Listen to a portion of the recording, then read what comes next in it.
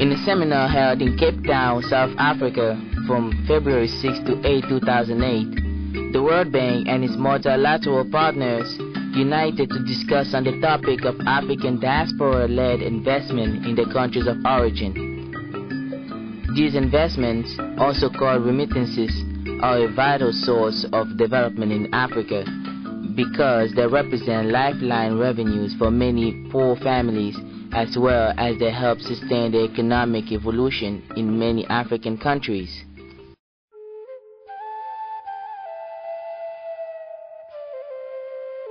Jacques Bio is a Cameroonian diaspora who lives in America with his spouse and 6 children.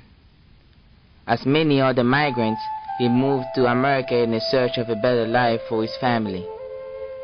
He explained the role and importance that remittances play in the daily life of his remaining relatives in Cameroon. You send money when your brother back home, mother, sister, siblings express their need. So it depends on what they need and how many money you have available to send back home. That's why you can get the same amount every month or every time you need to send money. As a senior economist who devoted his last 6 years of work on the topic of remittances, Dilip Ratha gives us details on the increase of this diaspora-led investment and the role in developing Africa. The World Bank work program is centered around understanding the size of the flows.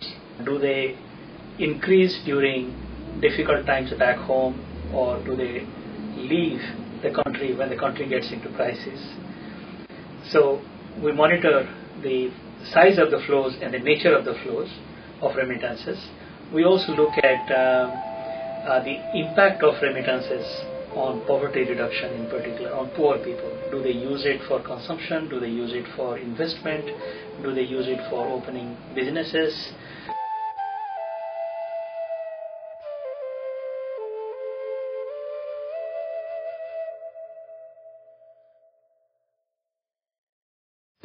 The need are really too much. They have, I can say practically nothing. So the money you can send home can only help them to survive or to live for a certain time. And then they will express another need or the same kind of need. So every morning you have to do something so they can keep on going.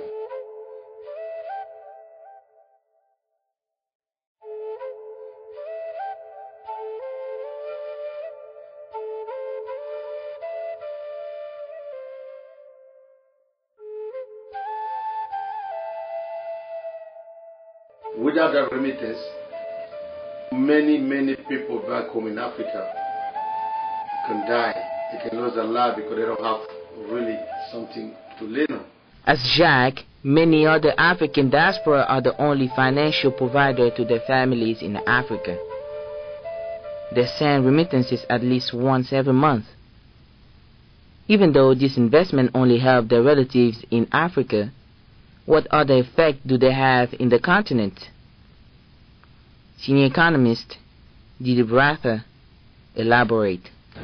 Well, we discovered about 5 years ago that remittances sent by migrants to their home countries in developing countries are about 3 times the size of all official aid put together.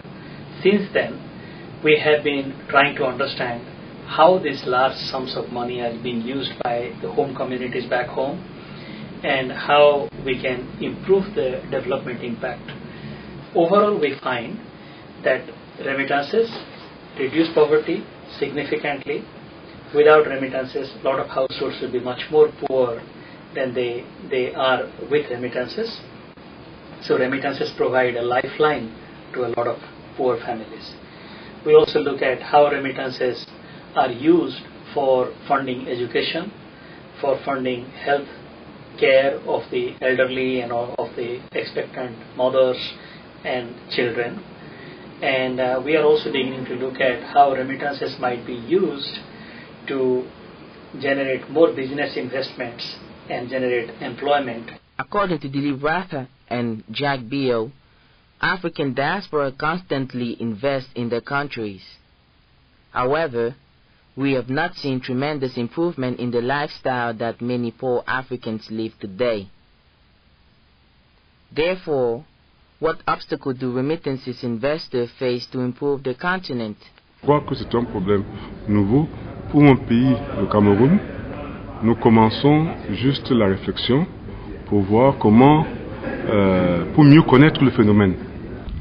Africa today is the most expensive countries in the world to send remittances to. It's 10-12%. In other parts of the world, it's 5 or 6%. So there's a lot of room to draw down the transaction costs. And if we can link up remittances to business formations, business investments, we can generate more jobs back home. And one of the areas of mitigating this is by being able to track how much countries receive in their various economies, and being able to tap that and securitize that for longer term projects. At the back of the remittances flow that come into the country, countries can, either the governments or banks within the country, can go ahead and borrow against those remittances based on the track record that and data that they have, and over a longer period of time. As a global organization with the objective to reduce poverty in the world, especially in Africa, the World Bank perceived remittances as sources of investment to promote development in the continent. How does the bank approach this issue to reach its goal? We are also trying to look at regulations that are hurting remittance companies, that are forcing remittance fees to be high, because when you have very high compliance costs for complying with regulations, when regulatory requirements are too burdensome, that means the cost of sending money is also high.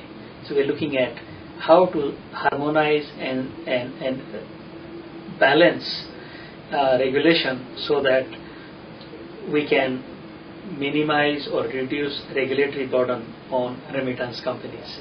And in that process, we are also looking at how we can expand the access to remittance services of poor people in remote areas, in rural areas, and in underdeveloped financial markets.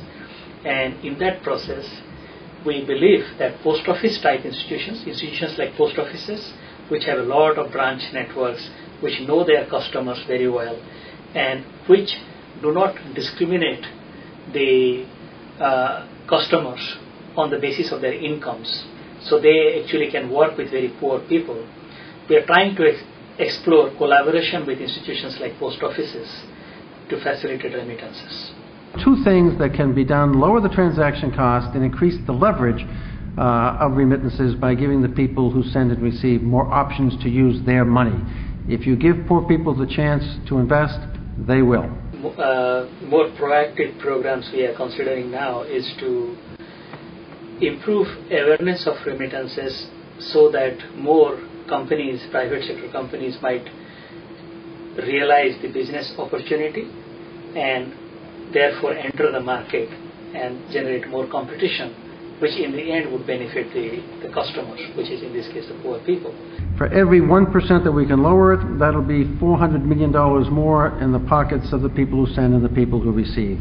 That can be done. But it takes a partnership, a strong partnership, to bring everybody around the table, to make it work, to reduce the cost of remittances, to provide additional services, and to move from providing remittances for consumption to remittances for investment, for starting businesses, for building, investing into real estate.